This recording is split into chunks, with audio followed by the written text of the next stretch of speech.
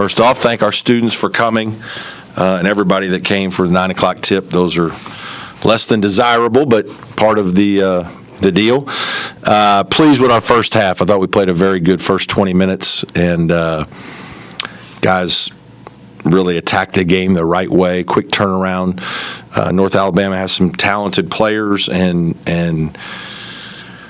Coach Pujols does a great job.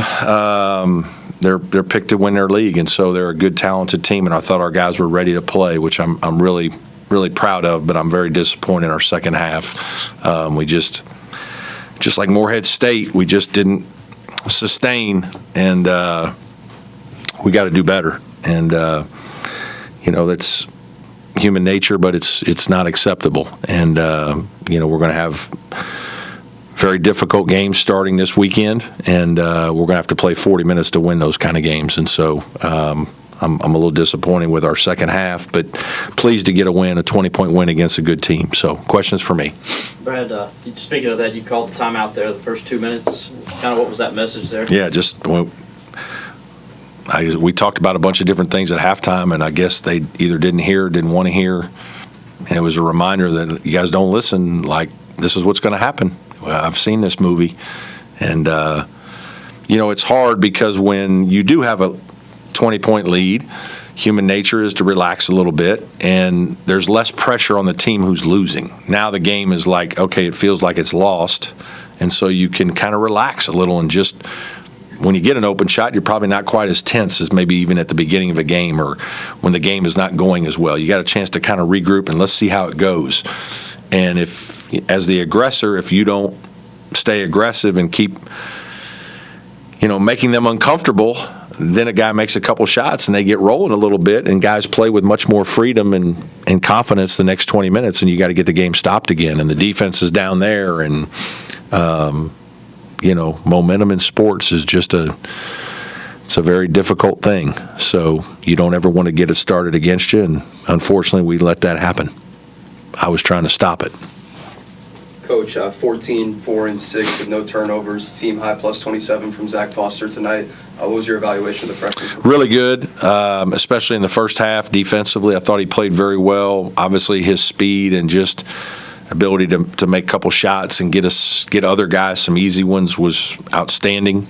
So pleased with that. A little bit in the second half, I think he got a little careless and took a couple bad ones and wasn't guarding quite at the same level of urgency that we need. But our young guys don't quite understand yet, the possession by possession games, and it's that's what we found out at Georgetown. And so it's just your habit building all the time, practice, games, but outstanding performance for a young player to come in with that kind of ability and to be able to just move the ball and get to places and get other guys shots. I thought he was terrific. Piggybacking off that, Ace Buckner also got to start tonight. How would you say those two have matured in their roles, even just 5 games into the season? Well, they're both still far from mature players. They don't even know what they don't know. But I love their confidence. I love their talent. They're good kids. They're hard workers. They're good players. They want to be good players. They want to be coached. So you're going to win with guys like that. And they're going to make some mistakes. We got to live with some of it. We're just trying to coach the urgency into it. Like they need to understand we need them to be good now. And so, that's why we're coaching to detail. It's what we do. And sometimes that's hard. It's not easy to take that as a young player and understand, but they're both really talented. They're competitive. They're good players. Coach, a few games ago you said that you were subbing in 5 guys all the time based on who practices together. Mm-hmm. Are you seeing different combinations kind of mesh as you work with different? Well, we're trying to look at more different combinations at different times. We do it some in practice, but we're also trying to do it a couple times in games, and sometimes we have to force it or get it to happen early so that you never know what the game is going to do with fouls, and then it's hard to sometimes get some lineups that you might want. So we made some adjustments. knew that we're not married to this is our 5 and this is our second 5. This is a team that, it can change almost every game. It could, based on who's playing well, who practices well, what we think as a staff in terms of matchups. And we could go back to 5-5 at any time as well, too. With that, sorry, go ahead. What will this weekend tell you about your guys? What are you kind of looking for, and what are you hoping to see? We'll find out. We'll have to deal with a lot more different things again. I mean, the Georgetown game, we saw all different kinds of things. We saw a bunch of different presses and zones and man and aggressiveness, and tonight they were more packed in. And, for a team that is still trying to figure each other out and figure out how to adjust, you can even see our older players, like, we're getting guarded this way.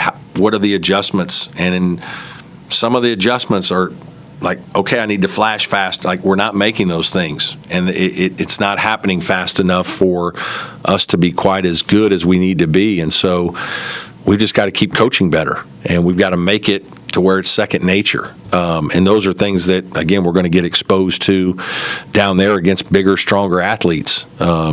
West Virginia is really good. I watched them a little bit against Pittsburgh. Defensively, they're outstanding. And, they're playing really well right now with a lot of confidence. So this will be another great 2 games for us to learn a lot about ourselves and grow. And I think the Georgetown game it was disappointing we lost. I thought we played another really good first half and just okay second. But it was a good experience for us.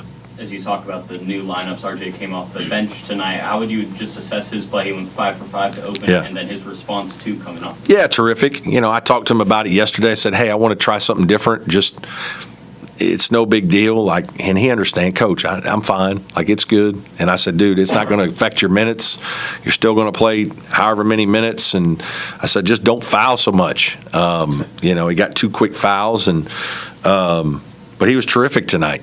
I thought he was really ready to play, and bouncy and finished and played with great pace and did a little bit of everything, scored, rebounded, assisted, energy, loved it. So no surprise. 11 boards for Jake Wahlin, just continuing to make winning plays. What's your evaluation on him? Yeah, it's funny. Jake's been really good for us defensively, and I thought tonight was one of his poor defensive games in the second half. I hate to keep coming back to the negatives, but he has great bounce. He has great speed. He does a lot of little things that keeps our offense going that is really good, moving the ball, cutting through, back cutting, just kind of some things that he just does naturally that really help. He's shooting the ball well. I was glad he made that 3 late. We have a lot of confidence in him. He's a guy who I think has really enjoyed our morning shooting routines. I think that's been good for him. But he was good tonight. He just wasn't as good defensively in the second half, and as he has been. Nick Davidson season low in minutes. Is that just riding a hotter hand? Yeah, I think there's just RJ was playing so well tonight, and we tried him and Carter a little together, and I wanted to make sure Chase played some, and it's just kind of this is going to happen with everybody on the team at some point or another. You mentioned coming back to the negatives. Is that tough as a coach with a team that is so known, that you're learning so much? Yeah. You want to keep the game fun for them, but at the same time, yes. as a coach? It's funny. I just told them that in the locker room. I said, guys, I don't want to be this coach. I don't want to be the mean guy that comes in and, makes you feel bad after winning by 20. That's not what we're trying to do, but I'm also a realist of what this means, and this is not acceptable. And we're habit building whether we like it or not, good or bad. And the second half was bad habit building. And that's why it's so hard to be good. The mentality that you have to have and the maturity. And when you're as new as we are, that part of it makes it even more challenging because they don't really know, how we do things and what all the expectations are. And it's not easy for us to fix things, as easy in games to fix things as maybe it has been the last couple of years. And so when a game starts flipping on us, that's not as easy sometimes to flip it back as, hey, we can make this adjustment and this adjustment. We're going to try to make some, but, there's a time in a timeout tonight when I was saying something and Carter kind of looked at me like I had 3 heads. And I didn't think it was that big a deal, but he didn't quite understand, you know? And so like, well, okay, we'll scrap that then. We'll have to do this. And so that's happening with us a little bit this year, that, you know, where we could do more things aggressively to counteract a lot of things within games, even within timeouts, not half times, but timeouts. So, but it's just a new team. Any more questions for Coach? Let's all go home. What do you think? Thank you all. Thank you.